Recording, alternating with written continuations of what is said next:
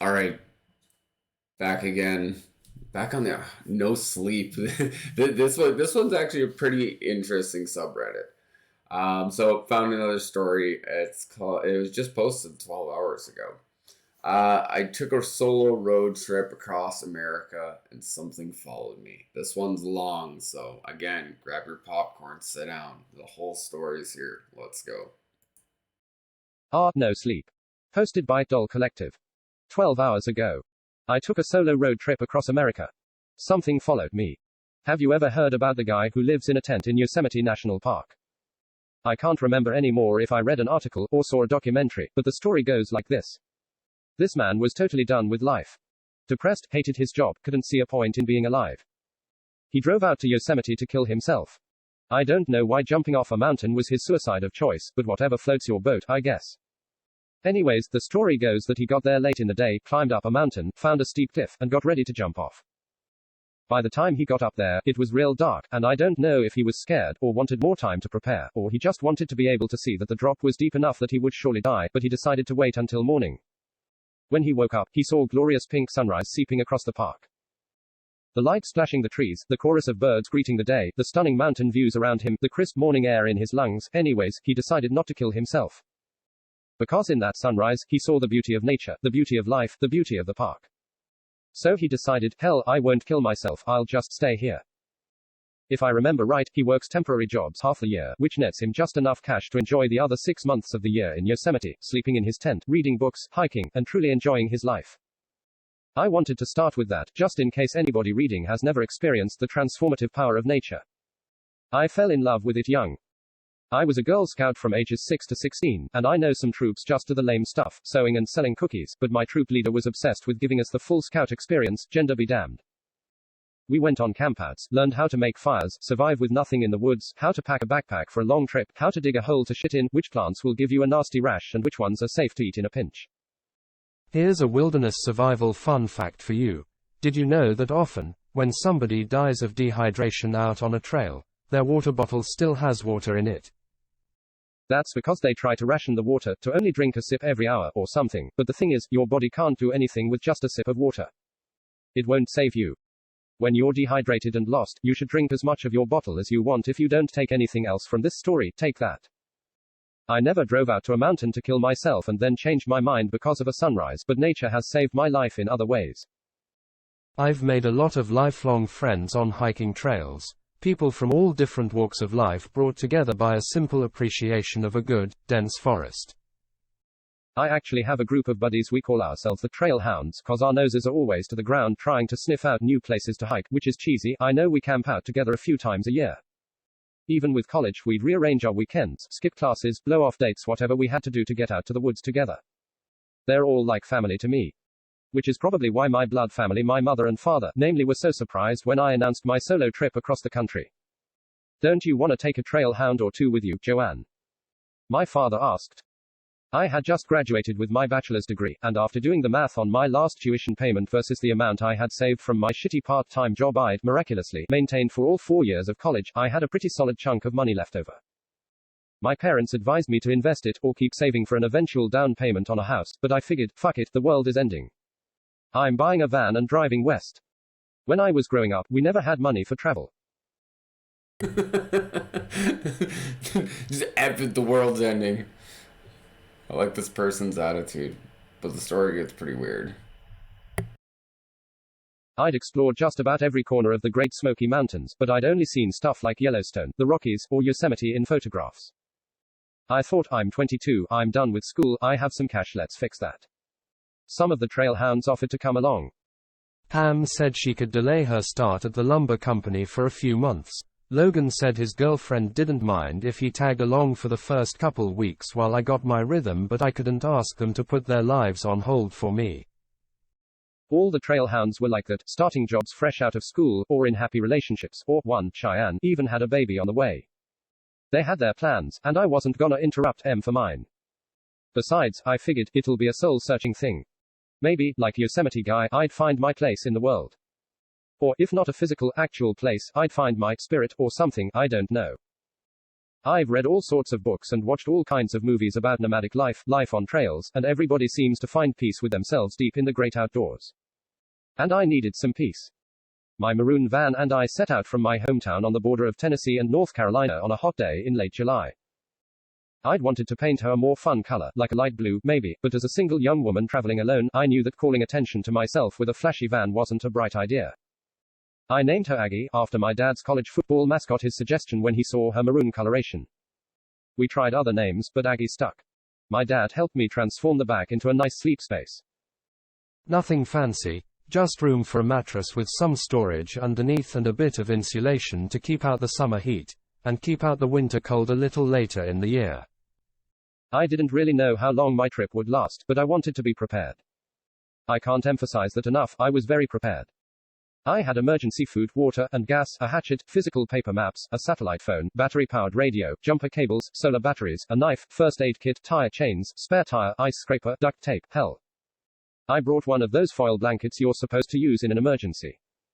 I was ready for any possible scenario, which is why, as you'll see, what ended up happening was impossible. I still don't understand it. The trip started great. It was everything I dreamed of when I planned this. Late night coffee at roadside diners mostly attended by truckers, long days of hiking before crashing in the van, cooking over a crackling fire under a blanket of starlight, the pure wonder as I got further and further from home. Seeing landscapes and animals I'd often imagined but never experienced. It was magical. Moose, for example. They're really fucking big. Like, really fucking big. As tall as the van. I was parked off a dirt road that led to a campsite on the edge of the Rocky Mountains, eating a sandwich in the driver's seat, prepping for a hike up to a ridge to see the sunset. I love sunset hikes, and one walked in front of my car. Instantly took my breath away. I hope all of you get to experience wonder like that in your lifetime. Things got weird pretty Okay, hold on a second. Wait. Nobody wants to experience a moose stepping in front of their vehicle. I just want to be very clear. Because a moose, if you hit a moose with your vehicle, 3 out of 4 times the moose is going to walk away unharmed, and you're not going to walk away. Or the moose is going to walk away and you might survive. I've actually had a cousin who was killed by a moose on his way home from hockey practice one day. Hit a moose with his SRT4. Killed him instantly. Took the whole top of the car off. Sorry about that graphic spot there, but yeah, it was wild. But yeah, definitely don't want to get in front of a moose. Don't listen to this person. You want to see it, you see it like standing on the side of the road. Watch out for moose while you're driving through the bush if you're up in Canada. Alright, back to the story. Things got weird pretty soon after that, actually, as I headed down out of the Rockies and towards the desert. I picked up a hitchhiker in Colorado Springs. No, not like you're thinking. It wasn't some creepy guy in ragged clothes sticking a thumb out on a dark interstate at 3 a.m. Her name was Kara, and I ran into her outside of a gas station. She was a tiny woman with long dark hair in a tank top and jeans. She asked me which direction I was going, and when I said I was headed down to New Mexico, she offered me $20 of gas money to tag along till Albuquerque. I turned down the money, but agreed to the ride. I'm 5 feet 4 inches, so if someone looks tiny to me, they must be pretty damn harmless. And I like helping people out. I'm not religious, but I generally believe that what goes around comes around, and when I'm kind to someone, I figure someone will do me a kindness down the line. I won't get into her whole story, since that's private and not overly relevant, but to summarize, she was a traveler, like me, who'd gotten into a fight with her traveling partner and been abandoned in Fort Collins. She'd gotten a ride with a truck driver who'd seemed nice, but then had started requesting favors, if you get my drift, so she'd run off when he'd stopped for gas in Colorado Springs and had been waiting for someone else to come along. She liked the look of me. The $20 she offered me was all she had left, but she had a friend in Albuquerque who she knew could help her if she could just get there. It's a good 5 or 6 hour drive there from Colorado Springs, but she ended up being such good company that the time passed quickly. The sun set a couple hours in, and I had been planning to stop for the night at a hostel in Santa Fe, but I figured, hell, I can keep going. I'll get Kara to her friend's place. She'd done a trip like mine when she was younger, before she met her traveling partner. We exchanged stories of being a woman alone on the road lying to creepy gas station attendants that we had a boyfriend in the car, layering up hoodies and flannels to make our gender less obvious when we had to leave the vehicle at night. I even shared my favorite trick with her. I read it online a few years ago, I don't remember where, but when I'm camping in my van, I drop a big pair of men's boots next to my boots outside the door so people assume I have a big tough boyfriend sleeping inside with me. I stole a pair of my dad's old work boots, ones he didn't need anymore. That's actually a pretty genius idea. Kudos for her on that. That's a really good idea if you're a female and hiking alone. I mean, it's not a foolproof plan, but any deterrent's better than no deterrent. I stole a pair of my dad's old work boots, ones he didn't need anymore. I couldn't attest with 100% certainty that the ruse worked, but I can attest that nobody had fucked with me while I was sleeping in my van up to that point. Kara got a little quiet. I thought you said you were stopping at a hostel. You sleep in the van? Sure, I replied. I mean, it depends on the night. Sometimes I stay at a hostel, some nights I even get my tent out if I manage to snag a spot at a real campsite. But yeah, lots of nights I just drive a little off the beaten path and crash in the van. But you're not going to do that tonight, right? She seemed a little upset.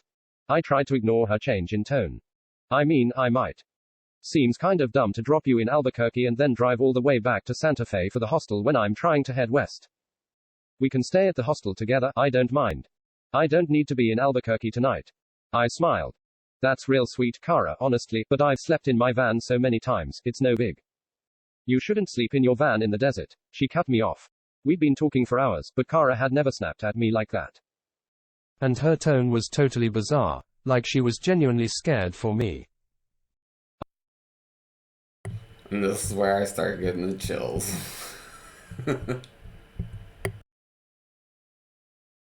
After a weird, tense, quiet moment, she continued, Joanne, you said you're from North Carolina, right?